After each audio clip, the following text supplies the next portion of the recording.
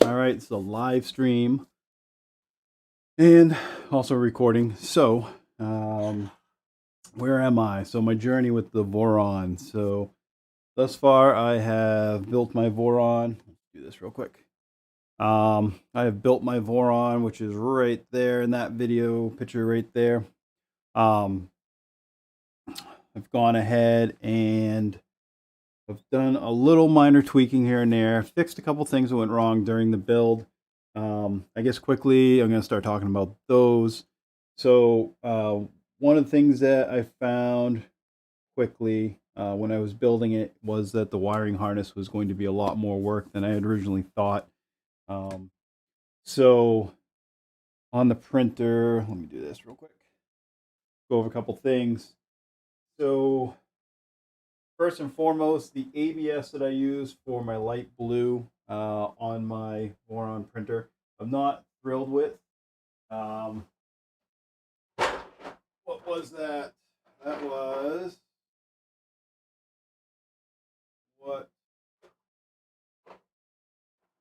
I believe that was Hatchbox ABS. So not a huge fan of the Hatchbox translucent blue ABS. I found it cracks, and when I say crack, I know the difference between cracking horizontally and vertically. It cracks in all directions, so it's not just my layers bonding together. It just tends to be brittle. I don't know what they're adding to it specifically in that, and I don't know if it's all Hatchbox or if it's just that Hatchbox light translucent blue that I use, but not a big fan of that. One of the first things I'm going to do, I think I've mentioned in other videos, is probably reprint a bunch of parts. Let me see if I can show you real quick what I mean by that cracking. Grab some parts here.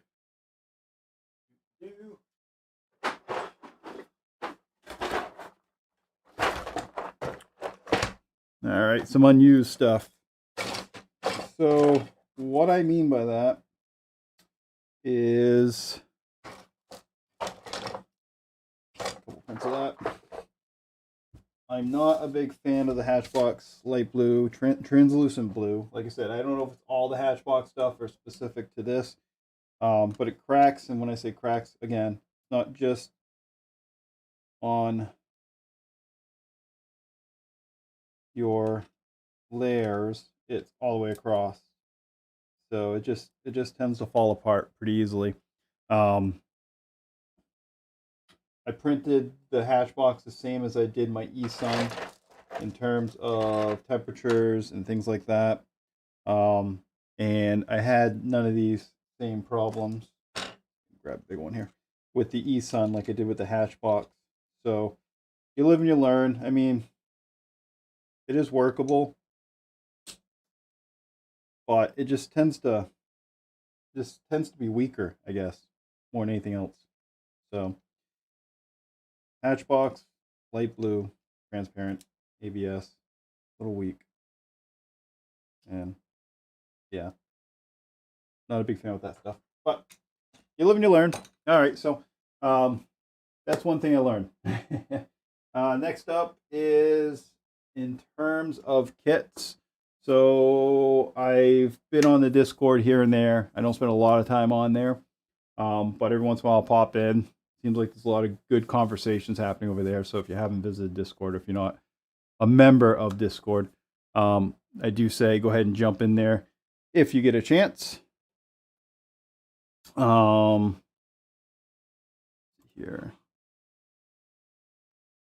The big thing I was going to mention about that, let's see here.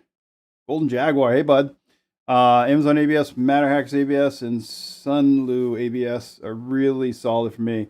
Yeah, so I've used the Sunlu, but right now I'll tell you that the ABS from Amazon Basics, which I did a quick little review about that. The ABS from Amazon Basics seems like it's made by different manufacturers. I couldn't tell specifically who makes it, but it seems like it's made in different places because the two that I had a black and I had a blue, were made in 2 different countries. So I assume it's different. And then the eSUN, I do like the eSUN as well. So I totally agree with you. On the ABS stuff, that's worked pretty well for me too. I haven't tried the Sunlu, but the eSUN works well for me as well. I haven't done too many of these completely live streams things, so if you got stuff you want to chat, keep me going, man, because these are hard to do. I feel like a stand-up comic with no good jokes, you know what I mean? So, getting into other things I learned. I learned the FYSECT kit. Let's get back to that. Nothing really wrong with the kit itself. All the extrusions were pretty decent. No issues there. The cuts were good. They gave me some additional parts, which I was actually kind of surprised about. You know, they gave me, for the most part, more screws than I actually needed to do the build. They were oily. I think Tom did a FormBot kit as well. He had a bunch of complaints too that were pretty minor. You know, greasy screws, things like that. But honestly, most of the complaints I have as well are pretty minor. I'm actually going to throw this with my chat window up so people can see what I'm speaking of, and I'll have this up too. Stand by. There we go. That'll work a little bit better. So yeah, so minor issues with that, you know, greasy screws, whatever. The rails are pretty decent. They were not, I would say, 100% consistent. But even in the VORON build, it talks about taking your best ones and setting those ones aside, and any ones that aren't good, using them in separate locations. I don't recall specifically where it was. I think they wanted you to use the best rails for your Z-axis, and then your other rails, you know, obviously all need to be decent, but your other rails on your X and Y. Oh, let's see here. Beyond that, my build plate was good. No issues there. I did learn that the FormBot kit doesn't really come with any of the mains or your, you know, wall outlet powering plugs and things like that. So I wound up purchasing additional, this is what I call my shaky cam vision, additional plugs for that. Just a 3-pin high voltage plug right there for my bed. One thing I will note on that, since the build's done there, is when you do run your power, I'm probably speaking mostly to people that have already built one of these, but run your power in so it goes through the fuse first, your thermal fuse, which should be mounted to the underside of your build plate, and then out through the fuse and then into the actual heater on the bed, then back out. That way, if you do have a fault in that thermal fuse breaks, you don't have live current up to the fuse, or I should say live current power, kind of energizing everything up to the fuse. It's just more of a thing that could go wrong, really. What else do I have? Wiring harness. I'll tell you this, is when you decide, if you decide to buy a harness, there's still a lot of crimping involved. Obviously, you've got to crimp all your crimps for your hot end. You're going to wind up, this tricky. You're going to wind up having to do some of your crimps for your board. If you go to, you know, shorten up any of your wiring, you have to crimp those as well. Missing underneath it right now is my Raspberry Pi. It's actually sitting behind the printer. A couple things about the Spider board. I'd like to have a chat with the FYSECT people about their quality control. I had a couple of headaches during my build, and I'll get right to that on the self-sort thing. Couple of issues with the quality control on the board itself.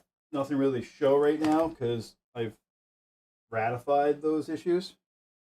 But number one, the board I got, so they have a 1.0 and a 1.1 board. I have a 1.0 board, and it comes with either 32 kilobit or K bootloader or 64-bit bootloader. And there's no good way of telling which one you have. They don't put a sticker on the board. There's no sticker on the box or anything like that. And that's kind of a big issue, especially for somebody that's not 100% knowing what they're doing, because any failure point that you have, especially when it comes to your controls, you wind up possibly chasing your tail trying to figure out what's going on. So I wound up actually having to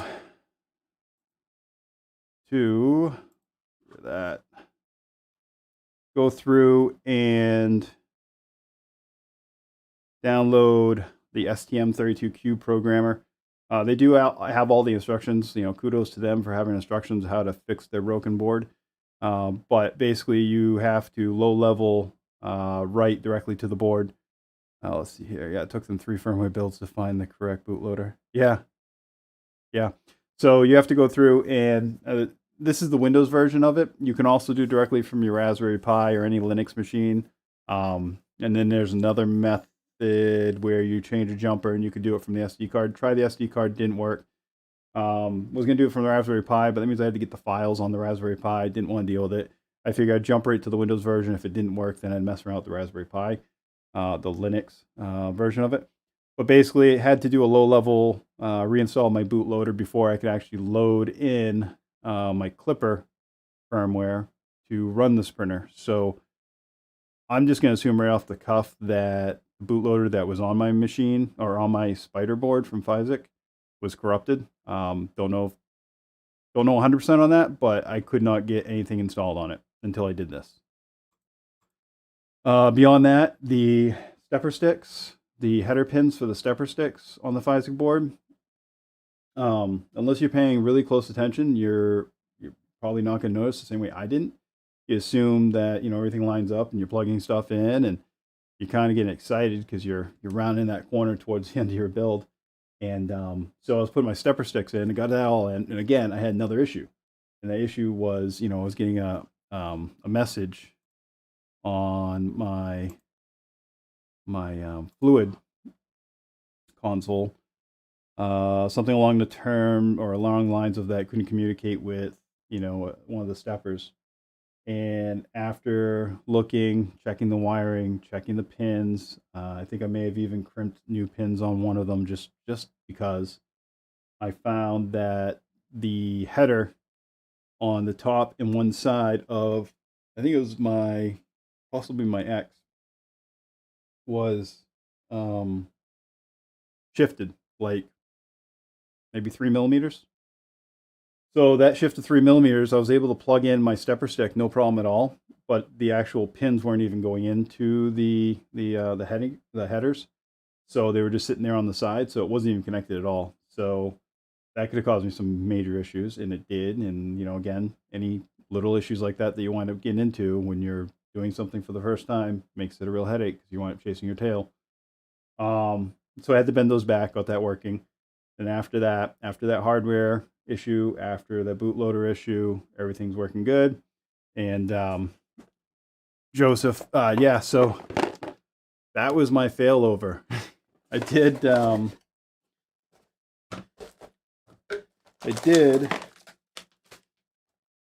get myself a duck. So there's a plus there, right? Nope, I did get an Octopus board. I actually was on Discord one day and I threw out the question. I said, spider board versus Octopus, what are the thoughts?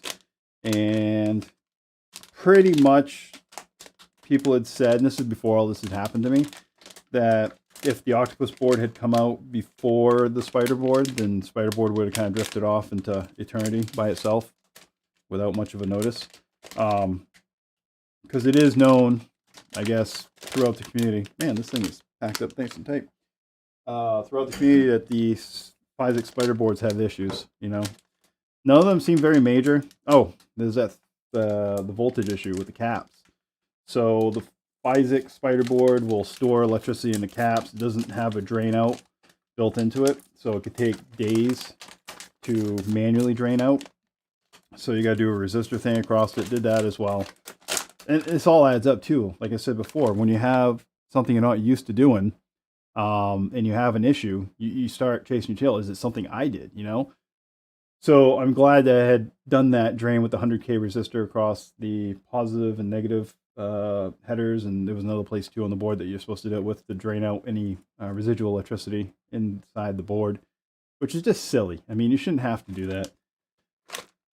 You would think that something as simple as the reset button on there would cause it to shunt the ground or something, just to kill all that additional electricity, or they'd have a drain diode or something on there, but they didn't. So, I drop something. Stand by. Some jumpers. Don't want to lose those. So, I just opened it. I guess this is my unboxing, right? Unboxing of my Octopus board. Obviously, it's not my VORON right now, but yeah, it's pretty nice. And Joseph again, yeah. So the spider board came with my FormBot kit. I hear they're now shipping with the Octopus. I don't know if they're doing that because the Octopus board is better and they're sending a better board, which I highly doubt that they're doing it because of that. I would be willing to bet that they're doing it because they're having trouble getting spider boards. But who knows? Like I said, they were a little surprising to me that they sent me actually enough parts to build a printer, and all of them seem relatively decent with no major issues. What else did I learn? Oh, I learned, this is kind of non-printer related, but I learned that people like to criticize, huh? So my last video that I put out there, and I apologize for the amount of time it took me to build this thing, but I am just a normal guy and I have a normal life, and I'd love to show you some pictures of what I've been dealing with in my house, between my kitchen and some other things, but I don't think anyone wants to see them. So it took me a little longer than I was expecting, but I did ask a long time ago if people like the slow one by one every single screw type of video, and everybody did.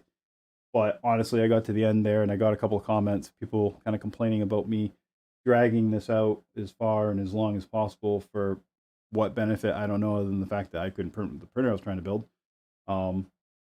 So I did that time lapse in the end, and I hope nobody's overly upset about that. And hopefully, if anybody has any questions about that, either here or in the future, they can leave me a comment or a question or email me or anything. Oh, speaking of which, throw this out there. I've had comments, people, say, hey, I don't know your name, but da da da da.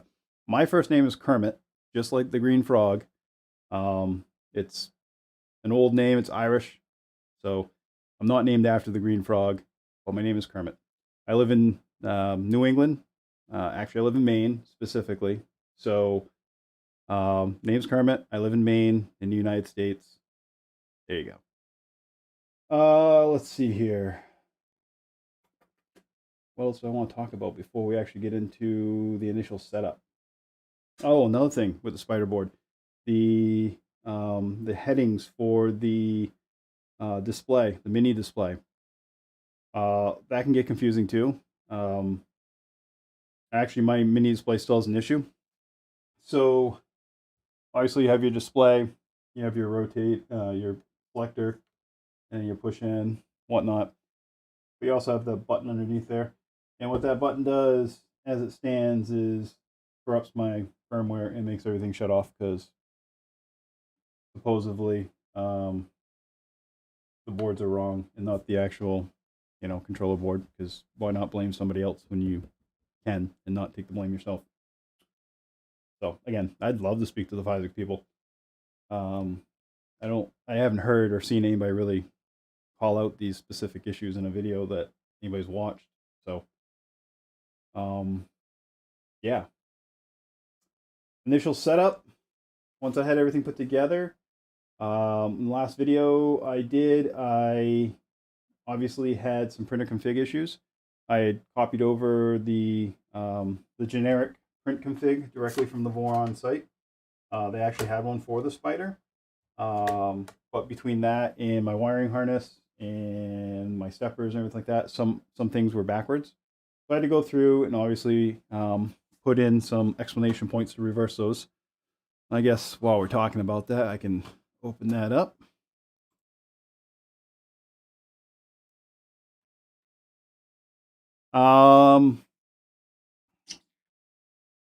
Serial SD card. Another thing I find surprising, maybe somebody out there has an idea. If they make these pre-built printer config files, which usually aren't correct anyways, but they never put the virtual SD card in, the pause resume, and like the cancel print macros. Why don't they put those in? Because Klipper won't work without those. Just a question. Let's see here. Joe. Spider-11 came with the Blue Rolls kit. Other than the bootloader thing, it worked well. Yeah. Yeah, the Blue Rose kit, the actual FYSECT kit, I think there is one, and the FormBot kit. I think they're all pretty similar. I think it's all part sourcing. You know, sometimes you start to wonder if they don't have different names on the same entity because one entity gets a bad name or a bad rep or something. But again, I have nothing wrong with the FormBot kit I got. It was an expectation I had going into it, and I knew that I was possibly going to have troubles, but that's fine. Back to the question, self-source, Golden Jaguar. You are really the DIY type of guy. You also gave me a little brush on the shoulder about the fact that I didn't build my own harness. And again, I would have, and I started to. Actually, over in the back corner over there. It was a time thing. I was probably going to take me 2 to 4 hours to do all the crimps, and then try to get everything in the right, everything where I needed to be. And it was easier for me to send out a 30-second email, get a response, send back another email, and purchase the harness. Just back on that, I think we had this conversation, but I'm not upset that I bought it. It works well. I would, if I wasn't doing this to try to put videos out, which another huge time suck, I probably would have built it. But I did get good at crimping wires, trying to build my own harness. So it made the actual harness I bought and the modifications I had to make for that pretty easy to do. Self-sourcing. So this is the very first printer that I've ever built from scratch. I have an Editor 5 that's in that that black thing back there, one little heat dome. And that Ender 5, obviously I put together, but it's not putting it together. It's a kit that's 90% pre-made. So it was the first print I did, and honestly, when you look at the parts list, and you're not coming from somebody that deals with mechanical things a lot, not necessarily engineering, but actual metallurgy and metals and things like that, and screws and extrusions and all those types of things. You look at the list and it looks huge, honestly. It was so many things I knew I'd have to try to find. And then being the status and the state of where everything is right now with trying to find things and finding things that are sold out or it's going to take 8 to 10 weeks, finding a kit that you could get shipped to, in 4 to 6 weeks, all complete with everything, and then still going out and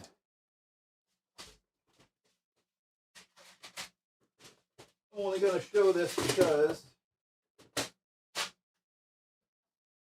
still, while you're waiting for your kit to come, you go out and you buy, big Amazon packages of screws and T-nuts and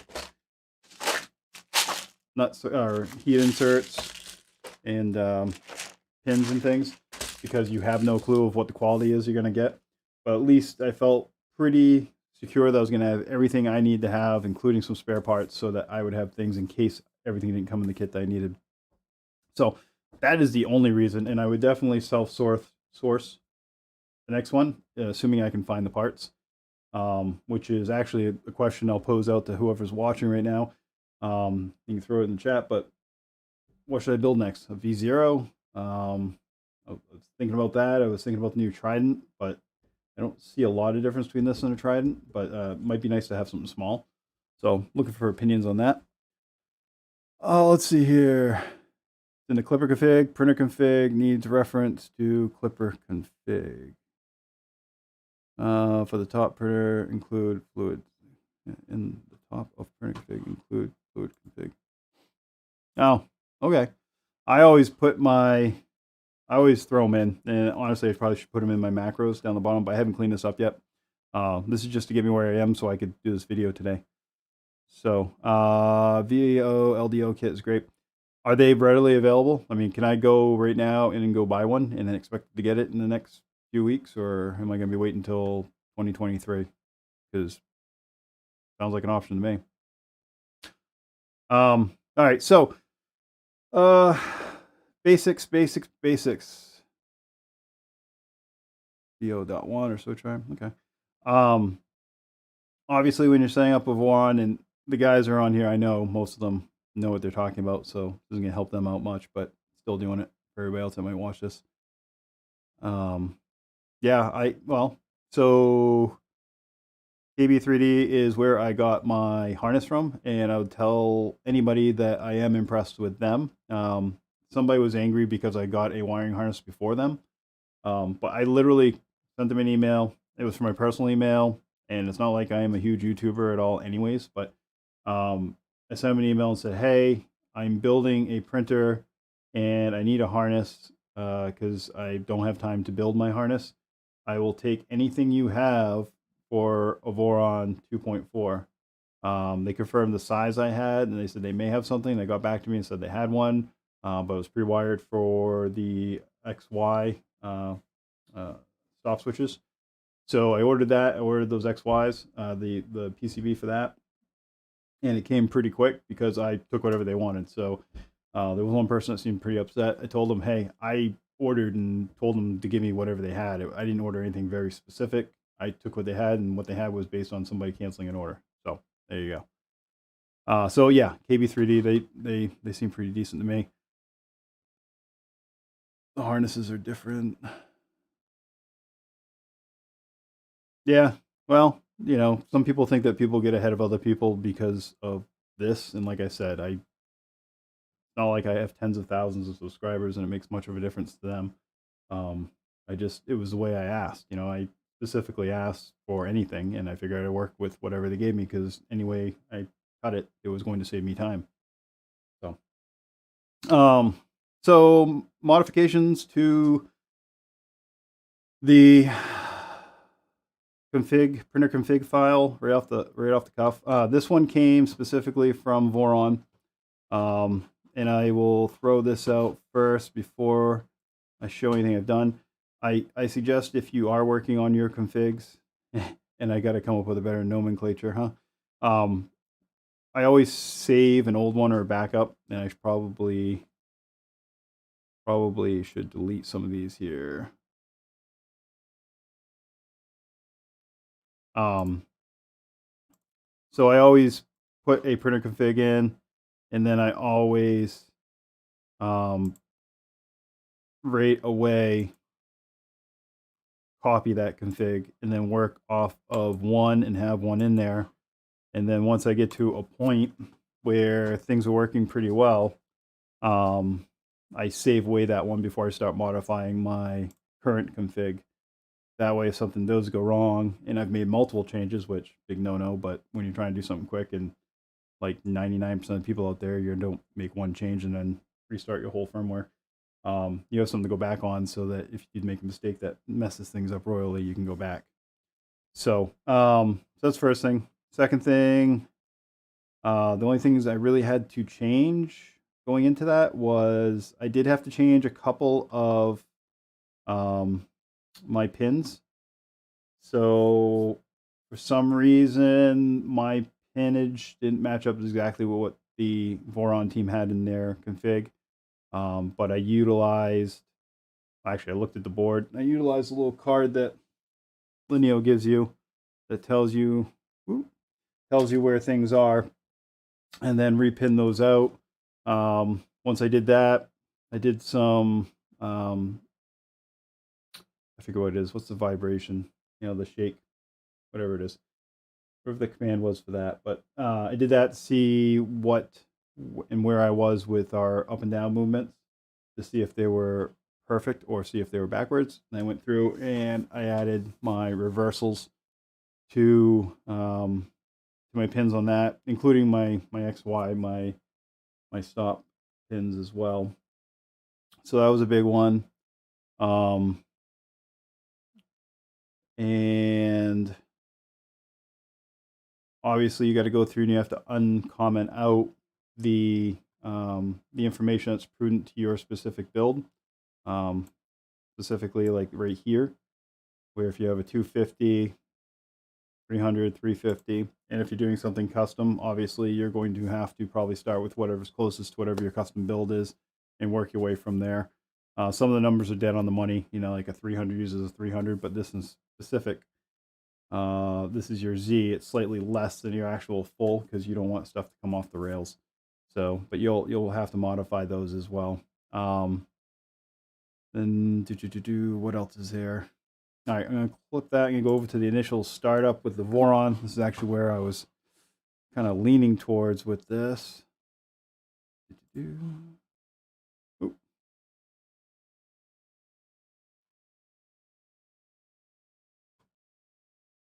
That isn't refreshing. There we go. I had to refresh that. Are you going to clicky probe? I may. If I do, it's probably more so because I don't always use a flex steel build surface, and the inductive probe, I don't believe it's all inductive probes, but this specific inductive probe does not see the aluminum at all. It's been my experience that inductive probes tend to see any metals. Usually, I mean, obviously they work better with ferrous metals or steels, but this only works with that. So without a clicky probe, I can't use I can't do a quad gantry leveling, and I can't do a bed leveling without using a steel build plate. So eventually, yeah, I'll probably do a clicky probe. A lot of people also ask about doing a PCB on the head, tool head board. That one kind of, I have mixed feelings about. I mean, I know it's to save time to switch out heads, but I honestly don't think I'm going to be switching out my head all that often. Nozzles, yeah. Maybe make repairs if I need to, but honestly, the added, it's not much, but the added weight, the added wiring, the added whatever, I don't think it's worth it. The only reason that I possibly would think about doing it is because some of the boards already have, or they have, they're pre-set up to have the, what's that calibration? Somebody save me on that one. The, what's it called there? The vibration. Don't remember what it's called. But anyways, the board that you can put on, I have a bunch of them inside my box back there. That's probably going to be one of the first things I do. It's probably just going to get taped up to the top there. But to do the auto crap. Yeah. Anyways, to tune the vibrations out of your prints, so you don't get as much salmon skin and things like that. So anyways, yeah, so back to the show. Let's see here. So initial startup checks, pretty much I've gone through this portion of it. Input shaping. Yes, you win, Steve. Thank you for putting words in my mouth that I could not find. Yeah, input shaping. I started playing with input shaping on my Ender 5, and it's some pretty neat stuff. This will have input shaping on it eventually. That'd be the only reason why I'd go with a PCB for the tool head on this. Would be one that had the input shape for board or boards built into it. Other than that, I don't see a reason to do it unless somebody can change my mind. So stepper motor check, stepper buzz. We've done all that, but we might as well do it again. If we can get that to click over. No, not like that. There we go. Stop it. There we go. I'm going to get out of this config file. All right. So this is going to be kind of a hash up of the commands you set up when you first do your VORON for the initial. The first thing they want you to do is some stepper buzz tests. So stepper, and these don't have to be in caps, in case anybody's wondering. Um,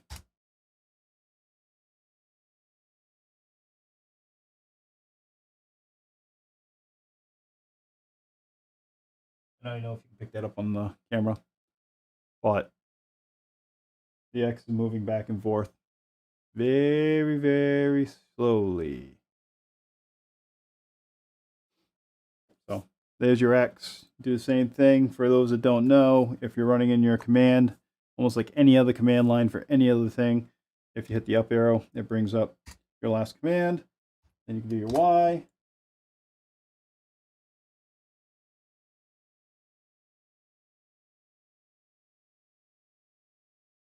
Some clicky clickies. All right. And then I don't think they have you do it in this order, but let's see here. Yep, they have you do your Z's. So on your Z's, because your Voron has 4 Z's on there, you're going to do Z, Z1, Z2, Z3. So let's do that.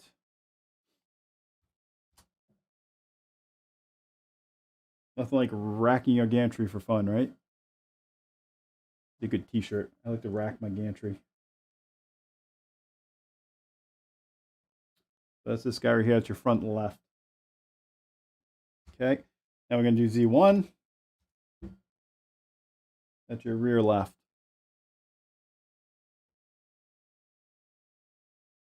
Up, down, up, down, up, down.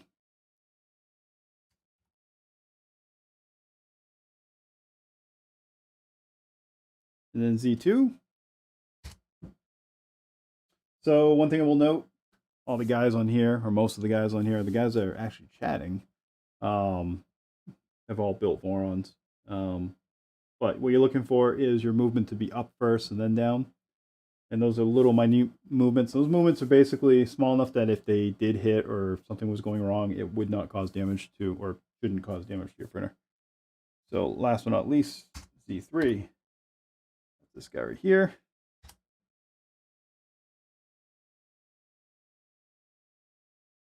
Almost sounds like a heartbeat.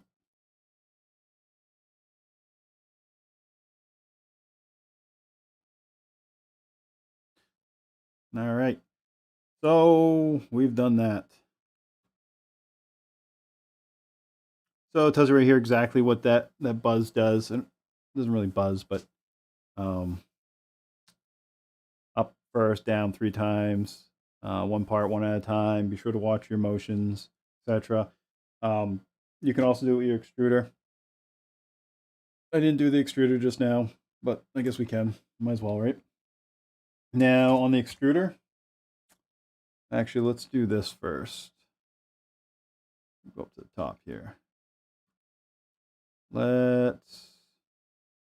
Well, I guess we got to home all first. I'm going to grab a piece of filament. I actually haven't even done a test on the extruder. So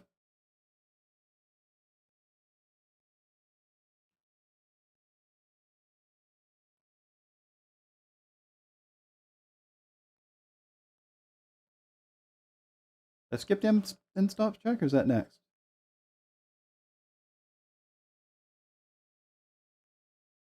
Initial sets,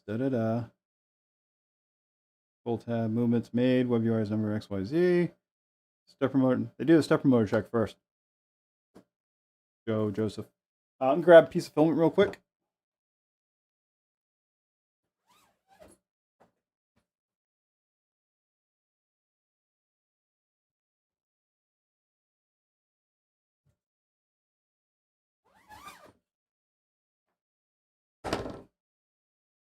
See if we can get it in there.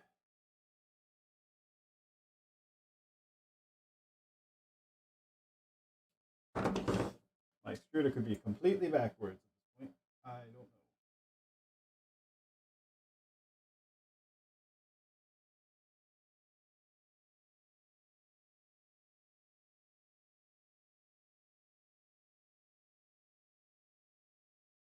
My nozzle's not even tight yet. All right, so there's that. Wipe her down. And let's see what happens when we do the extruder test.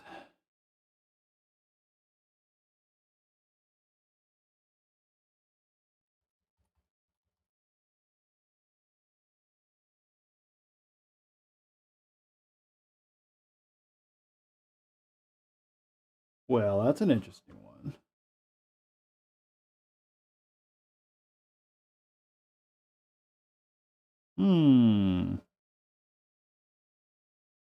Let's see what my extruder is actually being called, possibly.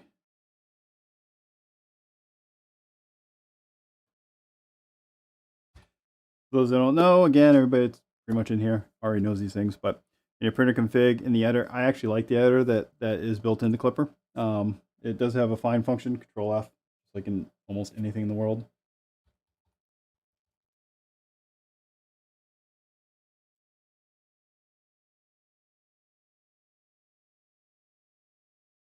Okay.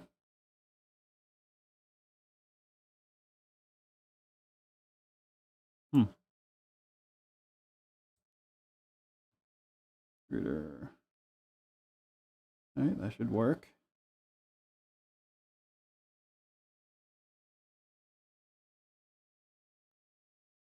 This seems stupid, like spelling extruder wrong.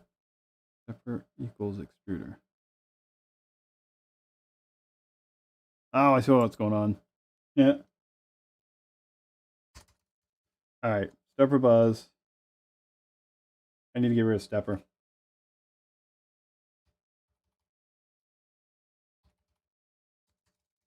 If I could type.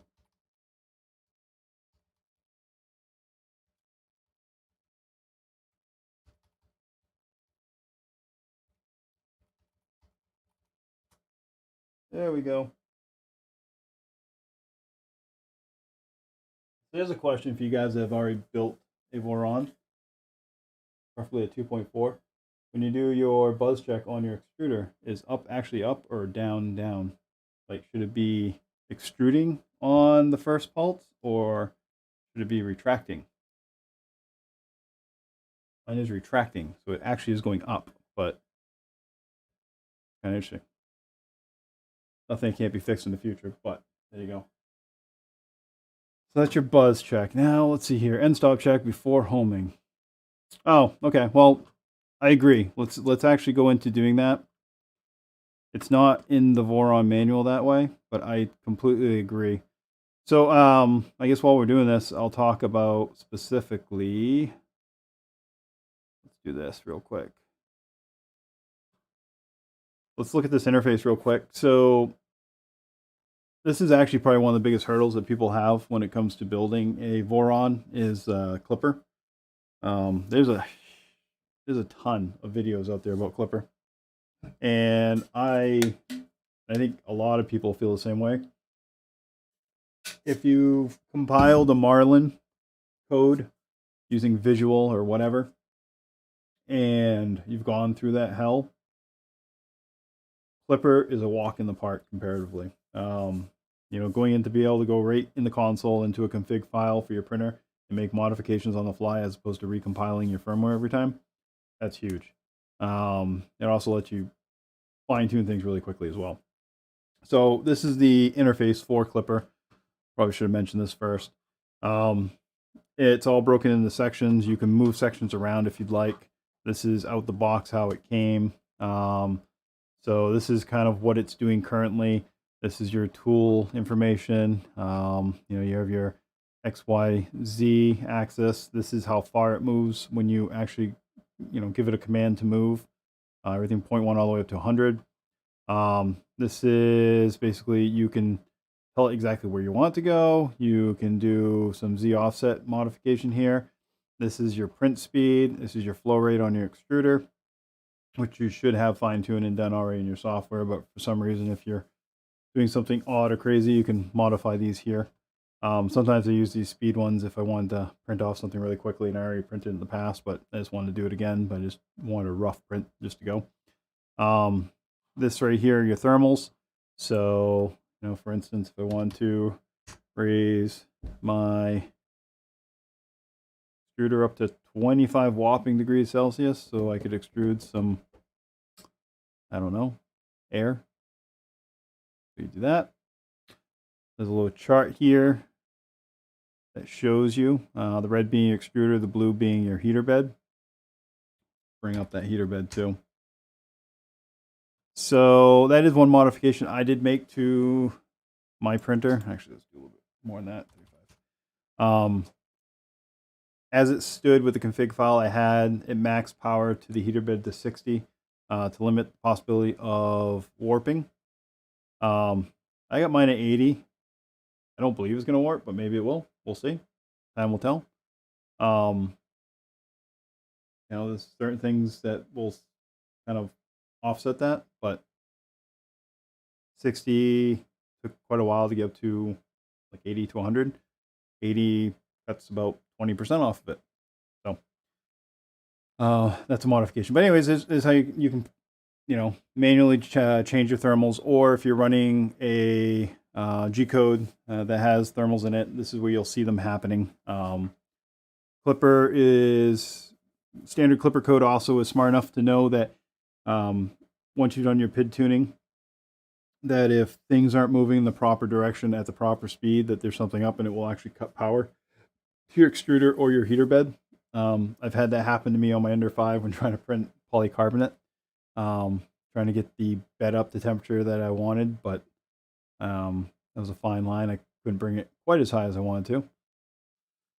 So there's that. All right, I'm gonna zero those off.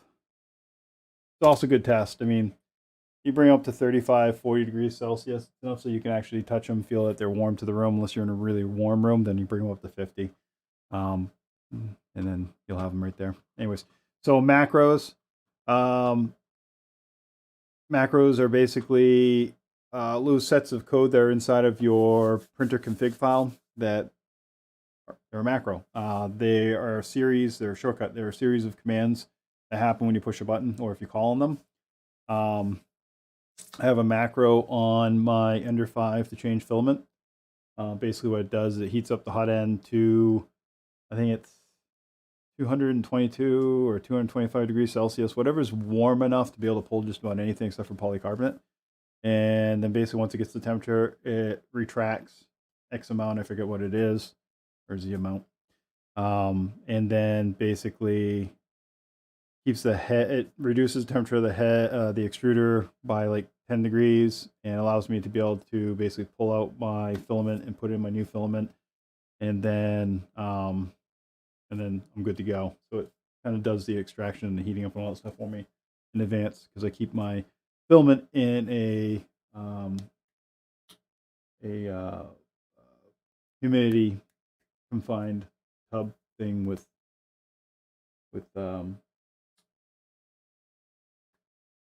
silica in the bottom to keep the air nice and dry. So anyways, macros. So fans and outputs. This way you control your part fan, your hot end fan. You can also, on the Mini, control the color of the unit itself. You can do blues, you can do green. So if you want to get all fancy, you can have it match whatever your ABS is or where your accent colors are on your printer or your room color. Probably go something like that. Okay. You can also change the intensity of that as well. Printer limits. That's going to be a topic for another day. So I personally, I'm a little different than some because I'm always messing with things. I personally don't have any real start code when I do my slicing. And I utilize whatever my limits are that I currently have running in my printer.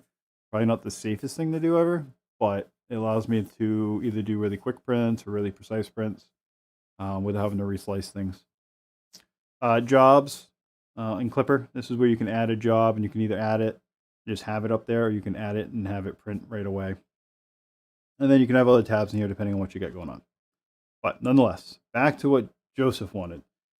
Joseph wanted to test our end stops. So right here, you got your home, you got your jobs, you got your history, you've got your tune, your configuration, and your system. We're in the tune button at this point. And then actually, before we do that, I'm going to turn my motors off. Go back to tune. And this is where you can see your end stops. And basically mine are all open right now. You can set up your printer so that basically open is open or open is triggered, and vice versa, depending on how you want those. But right now they're open. I'm gonna push down the Z. Z is triggered. Let go, untriggered. Push down the X. There you go, triggered, triggered, untriggered. The Y. There you go. Triggered. Now we do X and Y at the same time. Both triggered. And if I could click a button and hold all three at the same time, I probably could finagle it, but it's not worth it. But we can do those two. There you go, triggered. So that's how you can test your triggers. Make sure they're all there before you actually do a homing. I think it's a good tip, Joe. I agree. Especially if you don't like that grr, grr, grr, grr, grr, grr, grr sound, huh? So we'll let that rehome. I kind of like that grr, grr, grr, grr, grr sound.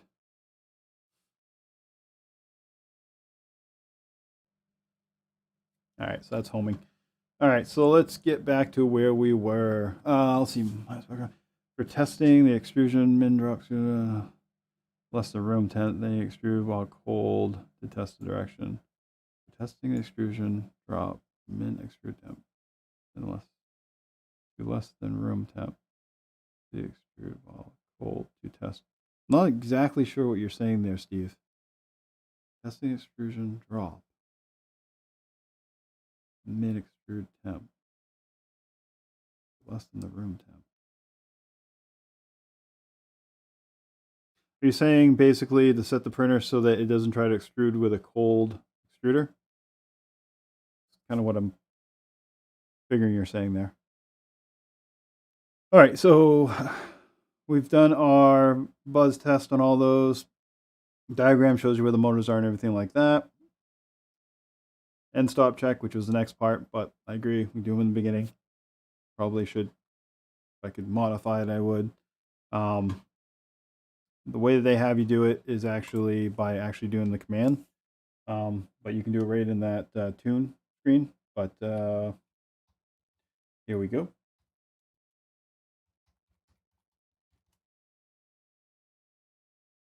So that's that. And if we wanted to move our print head over to our X home and go back and run that again.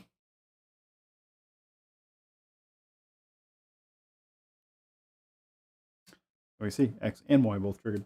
On this printer, X, Y, and Z, as far as I can tell, there's no way to trigger all three in the same time via the printer itself. I guess if you had a clicky probe, maybe, but other than that, the way that the Z works, it's not at 0, 0, so you can't really do it. Or 300, 300, I forget. Anyways, Steve, in printer config, you have min extrusion temp lower in test direction. Yes. Okay. Yep. That's what I was thinking that you were kind of alluding to. I agree 100% with that. XY homing check. We've done this already, but they do go into what you can do if you need to stop the printer quickly. I guess I'm a bad person, but I always use the nuclear option. Actually, I sometimes use a sub-nuclear option. We'll go over that real quick. Emergency stop right here. If you have a macro or a code in your printer code, you'll have a button for emergency stop that basically cuts your motors 100% and stops everything. It's almost like pulling the power on it, but not quite. Your other option is to actually flip your power off. So if you do get in that, my X and Y is backward and they're not triggered when they're supposed to be, and I got that you can quickly hit the button or turn off your power. Some people don't like turn off the power because they claim that it could corrupt the firmware. I've never seen that, and to the people that do that, maybe there's somebody here that believes that. How do you turn off your printer if you're not using it without corrupting your firmware? Like, I'm leaving for a weekend and I don't want this thing to sit in there running. You don't use the power switch on the back? Just wondering. Maybe somebody's got some info on that one. All right, so we've done that. The X and Y homing check. There's that nuclear option we talked about real quick, and we've tested that. You can just home the X and Y separately. You can do it via code. You can do it via the console. When I say console, I mean this console or the web console up here. This is home all. This is home X. Home Y. That's home X and Y. So Z, you can't home with this. Only with the all. So, yeah. So, motor configuration guide. These are pretty handy if you do have motors that are going in the... Somehow you manage to have motors that go in the wrong direction, but they're not fighting against each other. Because this is a Core XY machine, you actually have motors that are spinning in different directions when they are moving in one direction, if that makes sense. And I've thought about it before, and I do believe they say it someplace in here, that it's kind of like an Etch-a-Sketch. You know, if you're pretty skilled in Etch-a-Sketch, you can make a staircase. But if you're like me, you can't make a staircase. You can't make a 45-degree line to save your life. You can make a left and right. You can make it up and down. But anything in between is pretty difficult. So this is kind of the inversion of that. So basically, to make a straight line, you have to be turning both knobs inverted to each other. And if you want to do a 45-degree angle, that means you basically have a unit that's running backwards because it's getting drawn out and different angle than what you should have. So if you're having, when homing or anything like that, you have the tool head moving at 45 degrees rather than straight lines, you have a stepper, your A or your B stepper is backwards. If you have your gantry getting all out of whack, meaning that some of it's moving up while some of it's moving down, you have a stepper. And if you look closely, before you go nuts and power off everything, if you look closely, you can figure out which one it is. Again, 0, 1, 2, 3. Again, 0, 1, 2, 3. You can modify your config code by putting an exclamation point in front of that to modify that to resolve that issue. All right. Bed locating. Okay, so this is where things get a little bit different than with other printers. I never had to do a bed locating with Klipper in the past, because of the way that the Z-axis is adjusted on this printer. I think that's why they did it this way. There's a procedure to do your bed, plus your bed is movable front and back, not so much left and right, but front and back. They have you do a bed location, which basically is drawing your tool head up to the corners of your bed and making sure that your extruder is still over your bed and making modifications if you need based on that. You should shut down the Pi before powering down the printer. All right, I'm good with that. It doesn't do anything to the firmware. It's actually sitting on your controller board though.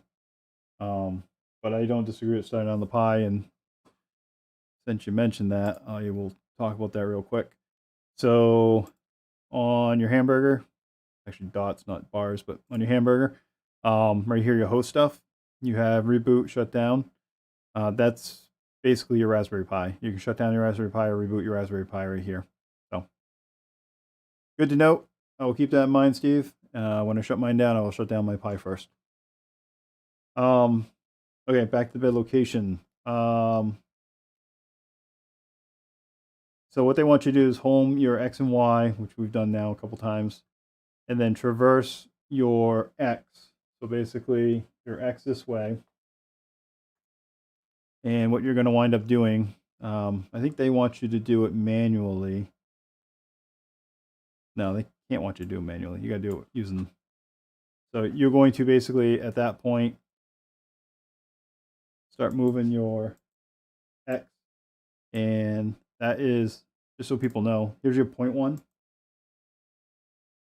Get good eyes if you can see that. Here's your 1 millimeter. Here's your 10 millimeter. Here's your 25. Here's your 50. Let's probably overshoot it. Yeah, pretty close. Go back to 10. What they want you to do is pretty much line up your extruder and having a piece of filament in there isn't a bad idea. On your x-axis to see that it's over your button, your z-axis button, if you're not using a clicky probe, you're doing it based on the build. So once you have it where you need it to be, they want you to, let's see here, Z within 2 or 3 millimeters base plate measure each side, in the front, and tighten the amount of screws bed. So at this point, they want you to basically adjust your Z switch front and back so it matches. When you have that, okay, let's see here. Steve's got something else. No, the firmware on the printer will be fine. You also should have a small button on your screen, load knob that works emergency stop. Yeah, that does do a dump on everything. I have not looked at mine. I have not used that button because, again, I don't know if you're here in the beginning, I was talking about FYSECT and the spider board and some of the issues with it and some of the complications they have. And one of the things they want you to do is confirm, I think there's a resistor that makes a contact on there that dumps your 5 volts. It basically shorts out the 5 volt pin on the board. So not using the dump button on the screen as of yet until I pull that back apart and take a look at that. So I was singing the praises of Spider earlier. If you weren't here. If you were here, I'm sure you probably have heard it from other people. Let's see here. So yeah, so front and back here, that's going to be on your Y coordinate, your stop switch for your Z. And I actually probably stuck ahead a little bit here. Once you get to that, what they want you to do is home this to 0, 0. That's basically by doing a full home. And they're doing it with a G code. You can do a G code, or you can do it using the commands on your fluid interface, or your mainsail, or Octoprint. So once you've done that, you're doing what you just did. Basically, gonna do what I just did by moving your x-axis so you're over your button. And again, it's good to have a piece of filament or something so you can see where your button is, because you don't want it so low that you're actually touching. But you want something to come straight down, because hide the eyeball if you don't have something. So once you do that, you'll have that go through, and then basically once you have it, you're going to record. Actually, let me read this real quick. So increase if your password, update position max and stop position both X and Y as follows. So basically, you're going to get your position of using the M114 command of your X and your Y. So an M114 command, that basically will tell you where your X and Y is currently. My Y is currently all the way back. My X is at 207.7, and my Z is 10 off the build plate. At least that's what it thinks. So then you take that number right there, that 207.7, and your Y should be pretty close anyways, but if you have to adjust that as well. Yeah. And so you're going to input that into your printer config under your Endstop position. Once you do that, you're going to basically do a firmware restart, and you can do that in the command, or you can do that at the top of your screen. There's an option to do it up there as well. Let's see, Endstop pin location. That was a Z Endstop pin location. All right, it's defining the point. All right. So rerunning the homing basically on your printer using actually now this thing using software controls. So you can have it directly over your Z Endstop, send an M14, record your XY values, what we just did, update home routing using homing override or safety. On mine it was safety home with those values. There you go again, and then you can restart your firmware. Yep. Okay. So basically what you're doing is you're telling your printer where your Z switch is on your printer for homing. Because unlike your other switches, which are at 0, your Z is not. This is that. Now the fun part, probe accuracy test. So probe accuracy test is for, before I do that, I'm actually going to pull this filament back out. or else I'll be crashing into the board.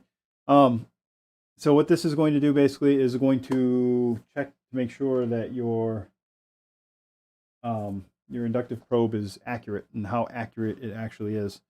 So you're going to run this probe accuracy command, and actually, what does it say? Probe accuracy, 10 times in a row. Yeah. Oh, well, before I do that, let's put the probe someplace where it can actually read something, huh? Let's do this. Put it near the middle. All right, one more. All right. So with your tool head someplace over your actual build plate.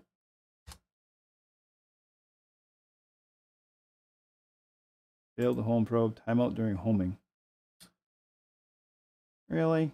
I guess I need to read this. Center of bed. Move the probe center of bed. Why is it homing? All right, let's do a home.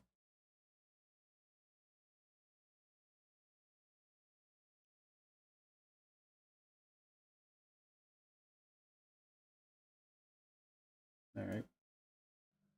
Still looking for opinions on the next build. V0. Whoa!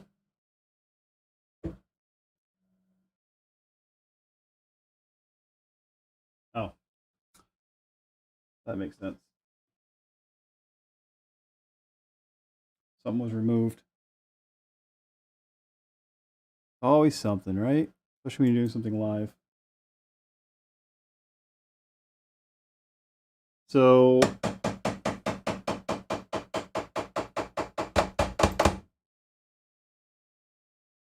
two issues. One, I probably jammed everything up when I tried to home my Z without my nozzle in, which caused my gantry to get out of whack. But we'll set that in there like that. Should be good enough for now. The Z-pin's fine. It didn't get hit by the nozzle. I had the nozzle out, so it wasn't able to actually make it to the Z-pin. So let's restart the firmware. Kind of embarrassing. All right, so let's turn these motors off and kind of see if we can put this sort of into level. Let's see.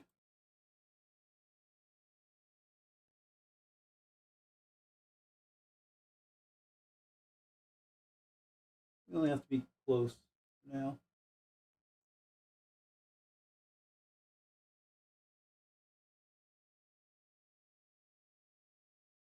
For some reason.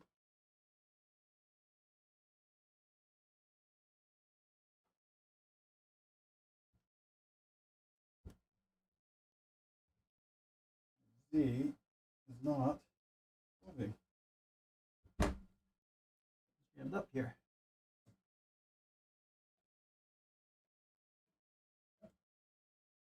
Won't go up. All right, see what that does. Right, because it's so far out of whack. See what we get. Let's home X. Whoa.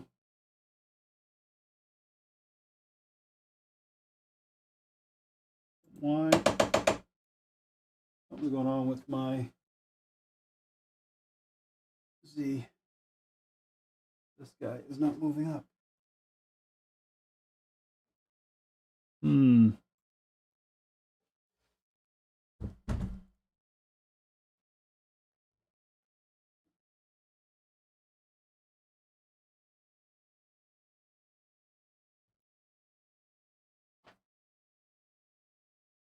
I think I see what's going on.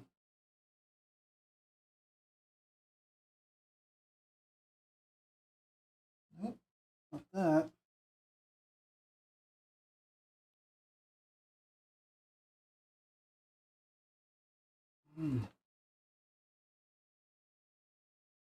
Oh, I see what happened.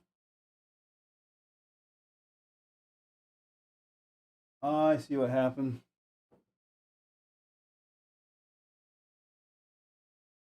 Rode over my stops. There we go. I shouldn't really need those anymore anyways, but I like to keep them in there anyways. Alright. Let's try that again. Actually, motors are off. Yep, motors are off. Go ahead and do an all. This is way out of whack. Kind of fun. It's kind of like live TV. You never know what's going to happen, right?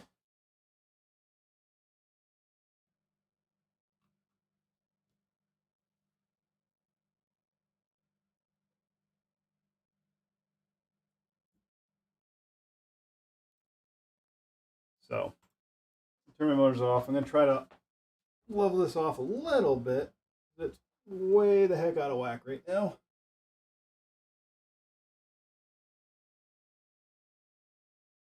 I should be pretty close. Let's bring this whole thing up. Actually, let's close.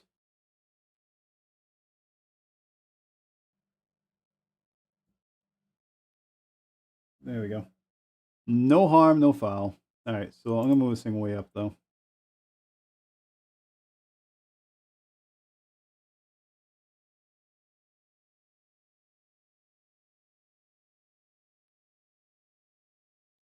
Okay. All right, back to the fun stuff. Sorry about that. I guess it's good to make mistakes and have things happen so people can see them. So basically, if you're new and you have no clue what just happened, why is this happening? That'll work. Stop it.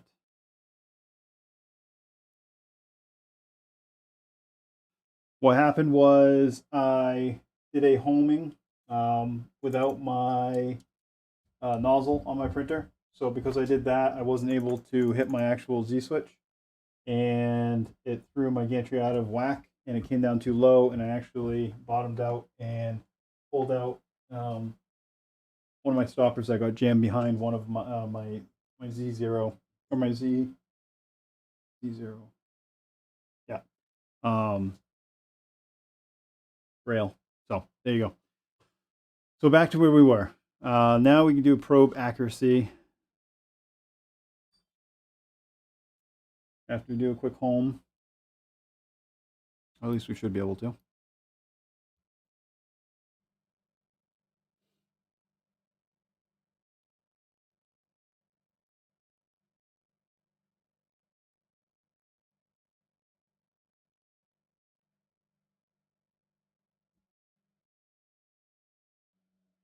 Okay.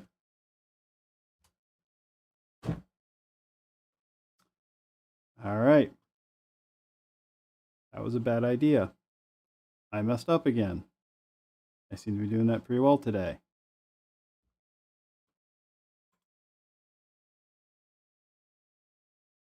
I don't learn from my own mistakes. So on that, what happened was my inductive probe is not over the bed. So basically, there was no metal underneath my inductive probe for it to see. So it crashed down. So luckily, the only thing that really crashed down was my my nozzle into the Z stop until I stopped it. So my motors are off right now. Yes. Yep. We'll bring that back up. So try to have it within a smidgen of level.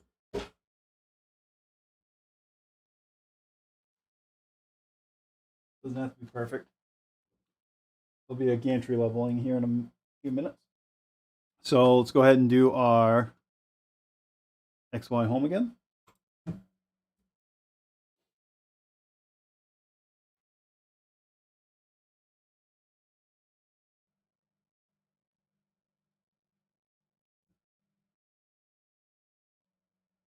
Perfect.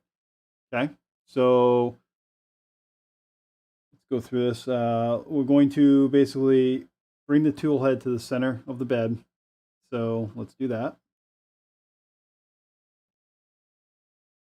Do 150 forward, and we'll do another 50 or so that way. Okay. So now we're at center of bed. So the inductive probe should work. So first things first is testing the probe accuracy. So at this point, the probe will be measuring the distance between itself and the bed multiple times, and then basically have a deviation of how much it sees or where it sees that. And that deviation should be a very small number.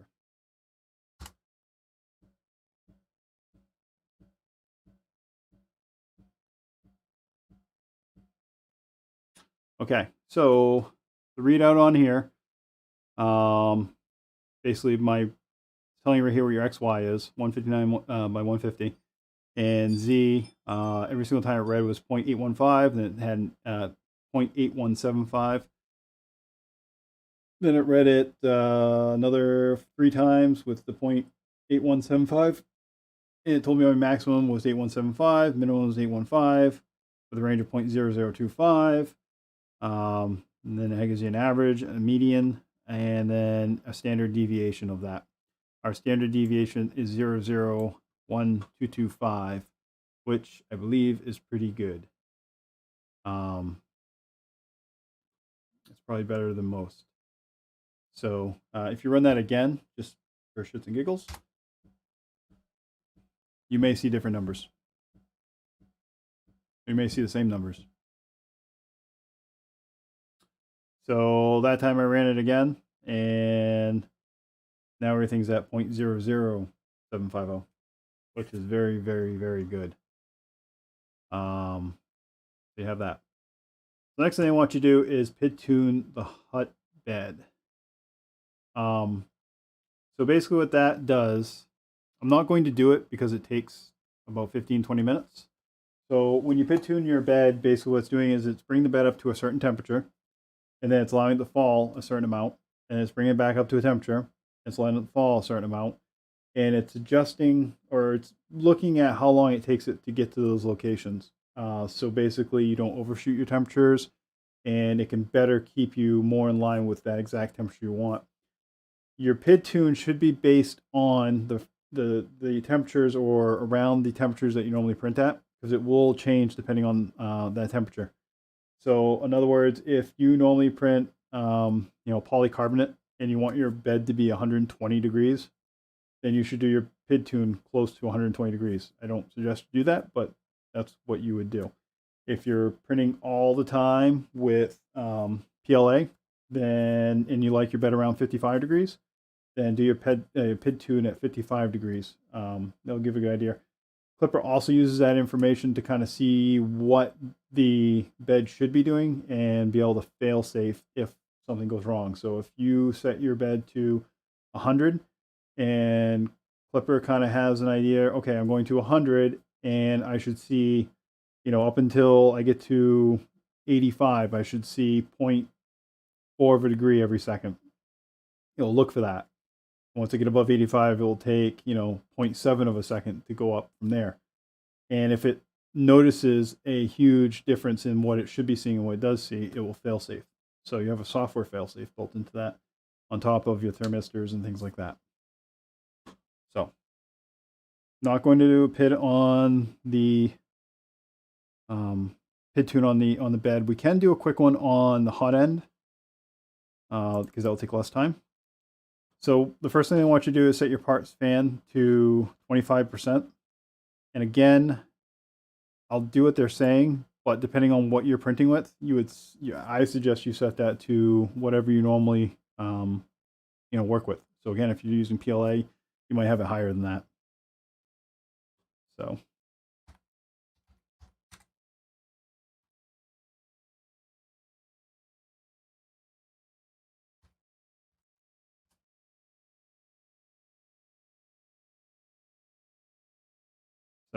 that's your parts fan running now, blowing up some cold air. The reason why you want that running is basically it's going to cool down your hot end a little bit while you're running it. And then, as opposed to type this in, I'm just going to copy it. You can copy and paste, by the way. I do suggest you clean up anything. You know, delete stuff out whenever you copy and paste. Make sure you have the actual command, but you can copy and paste. So right now it's doing the PID for the extruder. That should be a lot quicker than doing the bed because it heats up quicker. And you're going to see the amount of power it's sending off to the extruder. And then you're going to see the current temperature of the extruder. You can see where the end temperature is. And on this chart, you're going to see your time and then your temperature.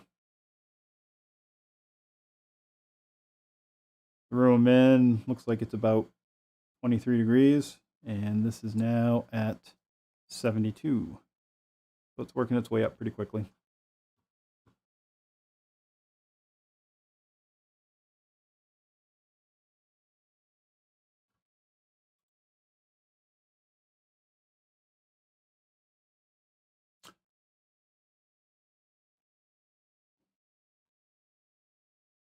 So another note I had in the other video, but I'm going to mention it again. I think it's important to the VORON team.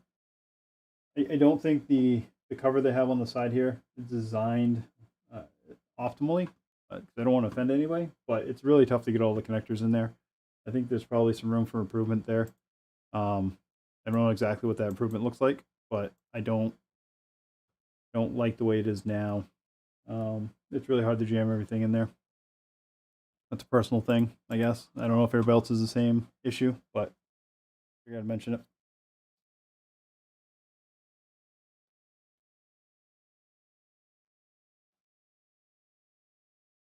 So we're up to about 180 degrees Celsius on our way to 245. And what you're going to start seeing as it reaches 245, probably when it reaches about 240, 238, you're going to see this power level drop from 100 and go down. It's going to go down probably to 80% or so. That's going to happen pretty soon here. Be right back.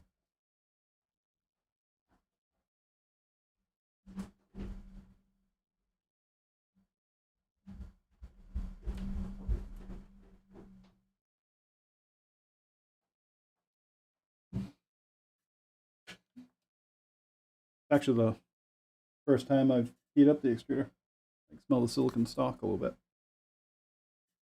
Hope it's a silicon stock. I did have some high temp thermal grease in there as well, so it could be partly that.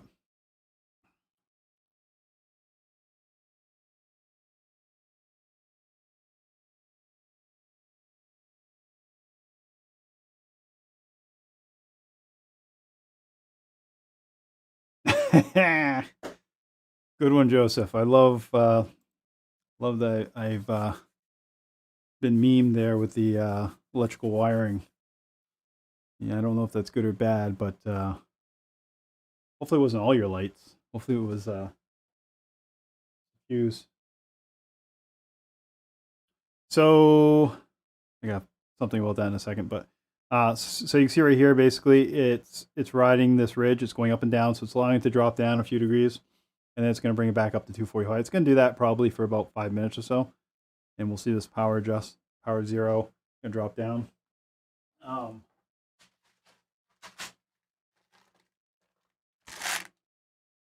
Yeah, I went out and bought a big pack of fuses when that happened to me.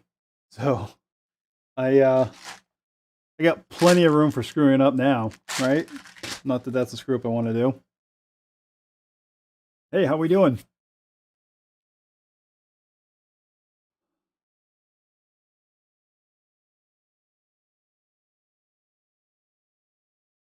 So now the PID tune has changed from 245 down to 240. Going 0, it's going to drop down. And again, this is so the firmware can kind of, we'll call it machine learning, I guess.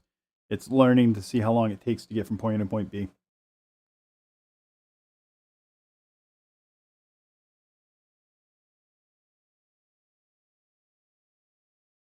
Hey, no worries. Late's better than never, right? You probably didn't miss much. Honestly, all you guys know all this stuff. So if nothing else, hopefully maybe you guys have some comments that are good, that are over and above what I'm saying. So whoever does look at this in the future can learn something, right? Have you started the VORON? not only have we started the Voron, that we're in the process of doing a PID on the extruder right now. So we've done our, you done missed me mess up a couple times. So I messed up my Z-axis real quick when I tried to do a probe accuracy test because my probe wasn't on my build surface.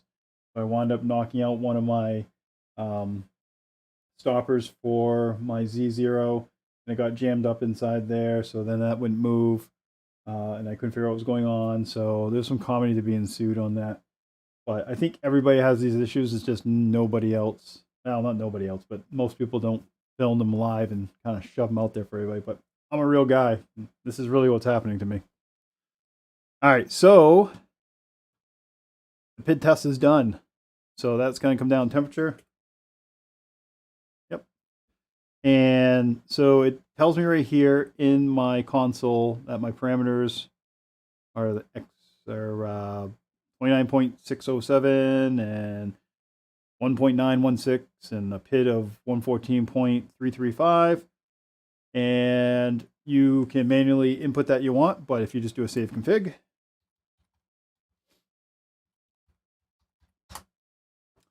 it will save it and shut everything down on you. And I believe it throws that stuff in the bottom. Yeah, right here. So I did the heater bed before. Like I said, I didn't want to do it live, but I just did the extruder, and that's why it's after that. So just a note to anybody that's doing this and they're looking at this printer config file for the first time, or even maybe some people don't know this, but when the system puts things into the config file, it puts it at the very bottom of it, and it prefaces it with a save config and tells you not to edit it. That's auto-generated, and then it puts a number symbol, a hashtag with an asterisk, and then another one, and that's all data that the software has made for itself. I will tell you that there are times where, not a lot, but there are times where you might come here and edit this. I've never edited it for my PID tuning, but I have edited it for some Z-axis stuff in the past.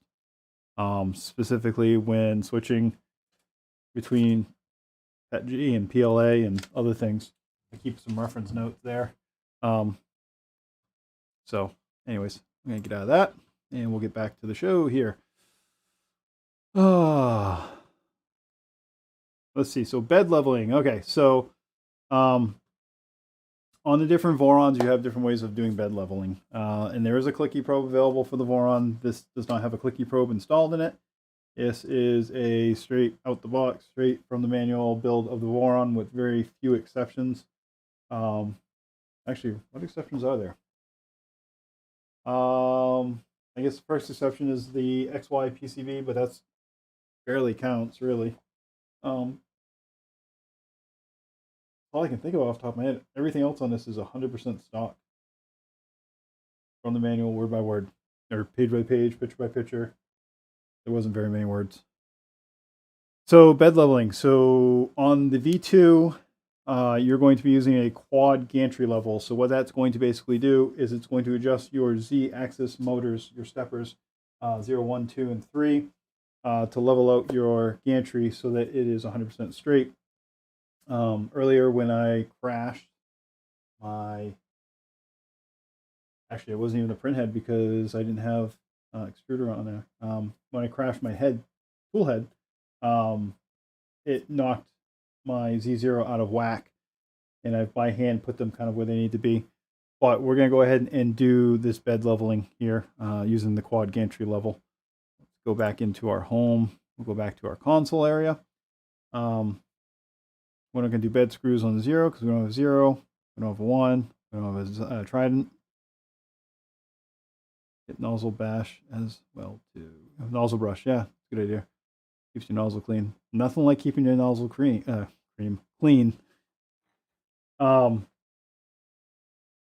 That's way better than scraping it with a razor blade when it's hot, right?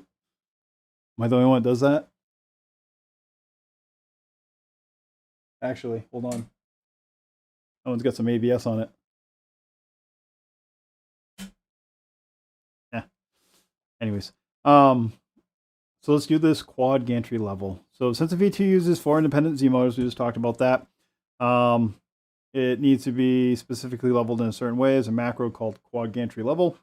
That is inside the printer config that we've been jumping in and out of.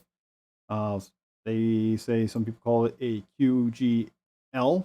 I've never heard it referred to as a QGL, but I guess if you're being fancy and you want your words to sound fancy, that works. And it talks about if the process fails due to an out-of-bounds error, disable your stepper motors and slowly move your gantry or bed by hand until it's approximately flat. Rehome your printer and then return to the sequence.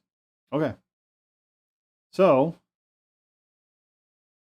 tilt, QGL, end chamber, V1, try and V2.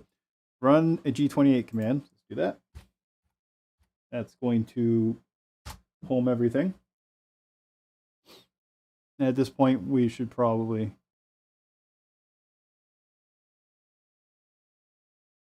I know it's an abbreviation. I just never hear anybody referring to it as a QGL. Maybe it happens on Discord more. Everybody's impatient on Discord. Last time you said, hey, did you QGL your printer? All right, so G28, we just homed everything. Now we're going to run our we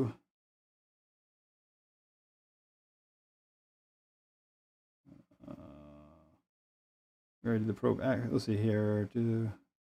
Quadrant has been run at high chamber temperature. And sure. So I don't have my panels on here yet, so I can't do it at high temperature. And then I will say that temperature does change your probe, your inductive probe. I don't know exactly why. I mean, obviously your metal's expanding and things like that are happening, but your inductive probe also can sense some changes with that temperature as well. So we're going to run, and some people run these without panels on them. It all depends on what you're printing. If you're printing PLA and in PETG and you're happy with that, you probably don't need any panels on it. Doing ABS or anything that requires anything hotter than that, then I strongly suggest you put your panels on. So we'll do our quad gantry level.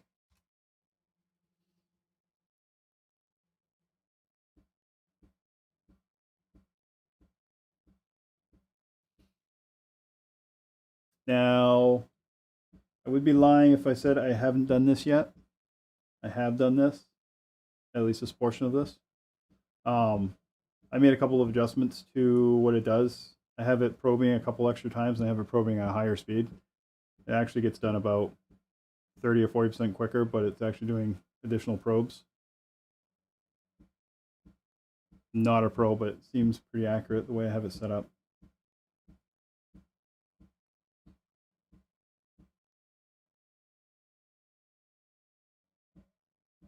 Oh, in fluid, it's...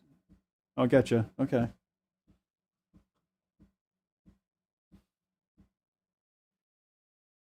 So again, it's basically probing, and it's getting a deviation of how high these are, and then I'll scroll up here. It's actually making modifications to your Z stepper motors to adjust your gantry to kind of put it in a level point. You could get out there, one of these bad boys, to measure it, but you're not going to get it down to the 100th, definitely not the 1,000th of a millimeter that this will get it to.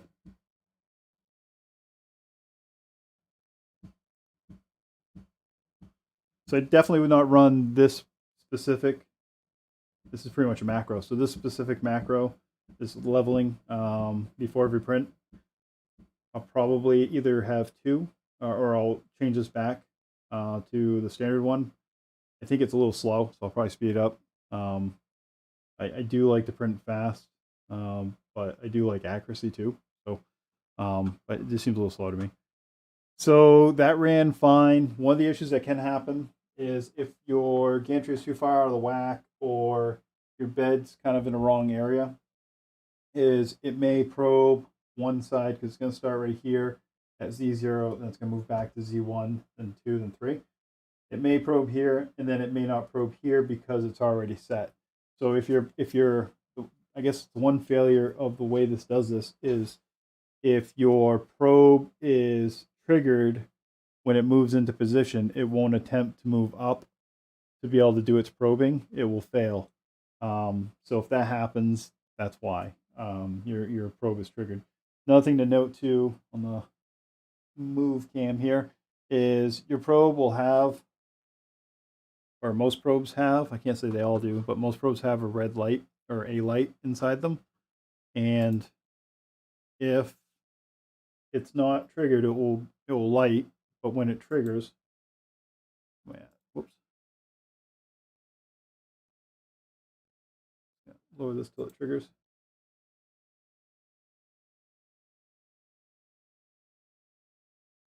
There. So once it triggers, the light goes out. So if you want to test your probe before you do any of that, another way you can do that, we'll raise this up 25, is simply take a piece of metal, ferrous metal, and slide it underneath your probe and look for that light to go off and back on. So I'll tell you if that probe's working or not. All right. So Z offset adjustment, initial printing process. So pretty much with the exception of fine tuning your Z height and doing a test print, we've pretty much gone through the startup on the Voron. So I guess if anybody has any questions or any more comments on what I should build next, options. Option one would be a V0. And then if you actually have an opinion, whether I self-source, what print it would be, and if it's a kit, what kit. So I'm looking at a Voron. I don't really care if it's a Trident V0 switch wire, or I'm also interested in a rat rig. So it's another Core XY, if you're not familiar with that. Those are kind of the only two I'm really kind of interested in, is the span of Voron printers and the rat rig. So if anybody has any opinions on a build next. And then a lot of people have talked about the fact that they're using the Octopus as opposed to the Spider. I guess probably what I'm going to work on is getting this thing printing, getting it hot. Probably have some videos coming up pretty soon on that. I'll probably just do some quick videos on some test prints and doing some fine tuning on my temperatures, doing some temperature towers and things like that. And if the Spider seems reliable, I'm probably going to leave it in there, and I might use the Octopus on my next printer. If the Spider is giving me issues, I'm probably going to swap it out. I might do a video on that. Enraged Rabbit. Yeah, I am interested in the Enraged Rabbit. My manual version of the Enraged Rabbit's over there in that corner. That's my box that feeds in about 7 different filaments that I manually change when I want to change filaments, but they're all right there inside the compartment with it. But I am interested in doing one of those. I know that Nero's been doing one of those, and it seems like I haven't actually watched them. His casts are pretty long. I think mine are long, but his are like 3 hours long. Somehow he manages to do that. I can't even talk for that long. But I think he's got like 3 or 4 now that he's been working on. So he's probably got like a 10 or 12 hours on the Enraged Rabbit. Oh, I think I'll get the Voron running great pretty easily. Most of the mistakes I've made have been dumb mistakes, I guess. So my plans from here on the Voron are to I'm gonna do a little bit of test printing. I'll probably record it, but it won't be a live stream. Because I don't think anybody wants to sit there watch you do test printing. Maybe you do. I don't know. I'm going to, once I have it tested and it's running well, I'm going to semi-temporarily put the panels on it. I'm going to reprint some of my ABS parts. I started a stream off. I don't know how many people were actually on it, but I was complaining about not the eSUN, what was it? Oh, right here. the Hatchbox ABS that I bought. So just to recap on that, the Hatchbox ABS I bought is a translucent blue Hatchbox ABS, and I'm not hugely excited about it. I get when a plastic breaks apart, you know, on your extrusion lines, on your, you know, on each layer, your layer lines. But this stuff breaks everywhere, so it just seems really, doesn't seem like it adheres well to itself, period. And I know my temperatures were good. I know everything was printing pretty well. It's just specifically that doesn't seem to work well. So talking with Golden Jaguar, and I agree with him. And I have some ABS from Amazon, some Amazon basic ABS that I'm going to, and some eSUN ABS that I'm going to reprint some parts of this so I can make sure it's solid. And then once I finally get everything built up, it will be 100% solid machine. Input shaper, yep, I talked about that a little bit too. See, this is what happens when you're late. I couldn't remember what input shaper was called. I have some of those boards sitting in a box behind me. I think I probably ordered, like, you know, like everything else from AliExpress. I ordered like a half dozen of the things. That's how you buy them. And I have played with input shaper on my Ender 5, so that'll be an easy upgrade to the VORON. But I do plan on putting that in there too. I want input shaper for speed, mostly, to basically get rid of any of those issues that happen when you have vibrations with the speed. But I guess a lot of people use it just in general for better printing. I just want to see how fast we can print and still maintain a nice looking print. So I will be doing input shaper as well. That will probably be after I get all the parts reprinted, after I get everything kind of sorted out. I'm not in a huge rush to do that. I probably, I don't know if I do the Enraged Rabbit or the input shaper first. I probably will do videos on those things when I do them. I don't know. I think there's probably more interest in the Enraged Rabbit than input shaper. Let's see here.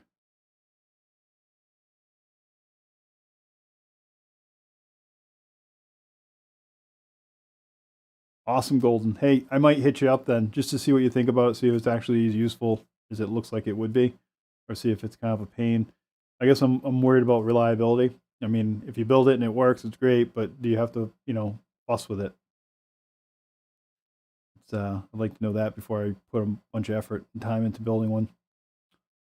Not for the faint of heart. Now, considering all things, it probably take me a year to put it together, but at least there'll be like a video of every screw going into it, right?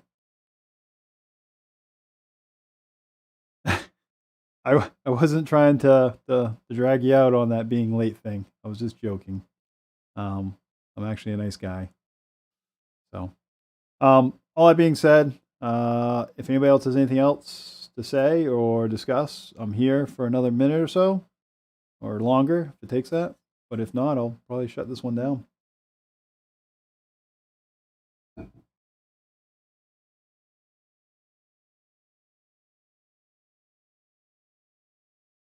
Yeah. So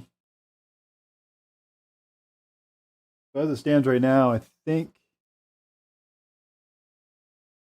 it's probably, actually, I think they had two opinions that kind of mattered to me. One was to do a switch wire, and the other was to do a V0.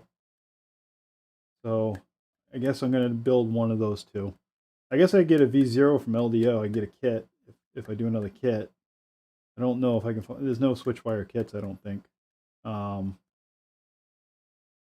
But a switch wire would be the new, I think, other than the Trident, the switch wire is the newest printer. So I'll have to compare and contrast and see what I'm looking at. I was thinking about doing a V0 simply for the kids, or not just for the kids, but just something small so the kids can make their little things. They like to make, I do a lot of them for the kids, actually. Even did them last year for giveaways, but little tags for their backpacks. You know, what we do to make it easy on them is I do a file in a like Photoshop or something like that, and then basically use light color and dark color so they can get elevations on their tags that they make. It's a lot easier visually to design something that way for them. and then we print them off. So I think a V0 would be great that they could be able to do that with by themselves. Kind of just work it out.